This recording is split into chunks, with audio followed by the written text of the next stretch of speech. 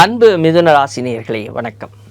மிதுன ராசி நேயர்களை பொறுத்தவரையில் சூரிய பகவானுடைய அனுக்கிரகங்கள் இருந்தாலும் உங்களுடைய கோப தாபங்களை தவிர்ப்பதும், மிக முக்கியமாக பேசும் பொழுது கவனமாக பேசுதலும், மன சஞ்சலங்கள் இல்லாமல் ஒத்த கருத்தோடு ஒரு விஷயத்தை நீங்கள் கூர்ந்து ஆராய்ந்து செய்வதும் இந்த மாதத்திற்கு தேவையான ஒன்று.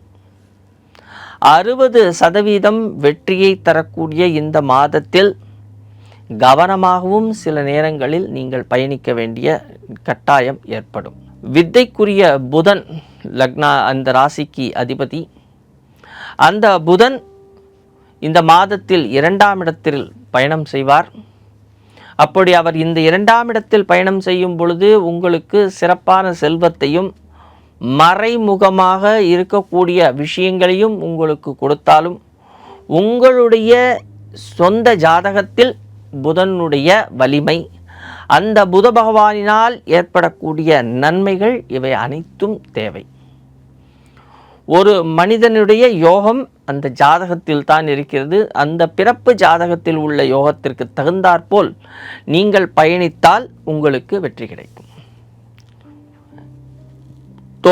தொழில் சார்ந்த விஷயங்களில் இருந்த மந்தத்தன்மை, இந்த தொழில் சார்ந்த விஷயங்களில் இருக்கக்கூடிய இந்த மந்தத்தன்மையினால் உங்களுடைய சுகஸ்தானம் அல்லது உங்களுக்கு கிடைக்க வேண்டிய ஒரு சந்தோஷம் தடைபடுகிறது.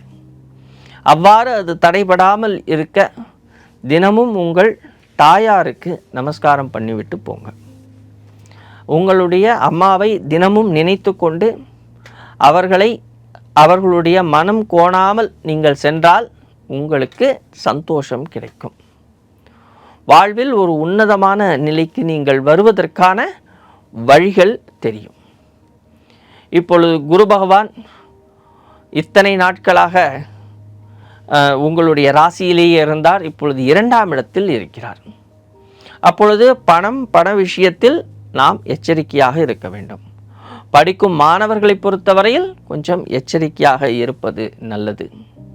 பேசும் பொழுது கொஞ்சம் கவனமாக பேசுங்கள். ஏனென்றால் 7ஆம் இடத்து அதிபதி அவர் 2ஆம் இடத்தில் இருக்கிறார். அதுவும் முக்கியமாக குரு பகவான் 2ஆம் இடத்தில் இருக்கிறார். இப்பொழுது 17 தேதிக்கு மேல் சூரிய பகவானும் அங்கே நகர்கிறார். அந்த 17ஆம் தேதிக்கு மேல் அவர் நகரும் பொழுது 60% வெற்றியை அவர் உங்களுக்கு ஈட்டு கொடுத்து விட்டு செல்லப் போகிறார். அதுதான் உங்களை மேன்மைப்படுத்தக்கூடிய ஒரு விஷயம்.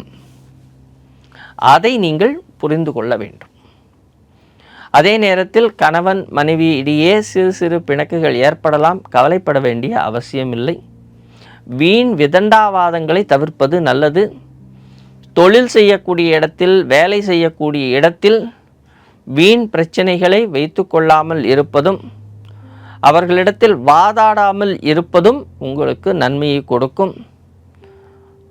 வியாபாரிகளிடத்திலோ அல்லது உங்களுடைய வாடிக்கையாளர்களிடத்திலோ இன்முகத்துடன் பேசுவது மாத்திரமல்ல, இரட்டைத்தன்மை இல்லாமல் பேசுவதும் உங்களுக்கு தேவைப்படக்கூடிய ஒன்று. இருந்தாலும் சுக்கிர பகவானினுடைய அனுக்கிரகம் 3ஆம் இடத்தில் இருக்கிறது. அப்பொழுது அவங்களுடைய கம்யூனிகேஷன் நன்றாக வந்துவிடும். அதனால் அதில் கவலைப்பட வேண்டிய அவசியம் இல்லை. இருந்தாலும் முக்கியமாக சனி பகவான் 10ஆம் இடத்தில் இருக்கக்கூடிய ஒரு சிறு காரணம், இது கோச்சாரத்தை பொறுத்தவரையில். ஏனென்றால் அவர் இப்பொழுது நீச்ச வீட்டிற்குள் வரப்போகிறார். அவர் நீச்சத்தை நோக்கி நகர்ந்து கொண்டு இருக்கக்கூடிய ஒரு காலம்.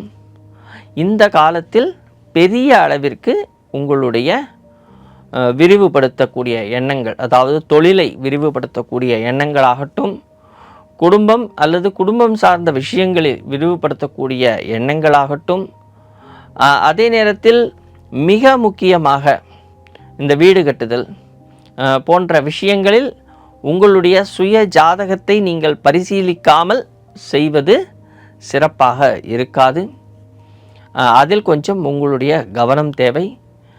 7ஆம் இடத்து அதிபதி உச்சம் பெறக்கூடிய ஒரு நல்ல விஷயம்.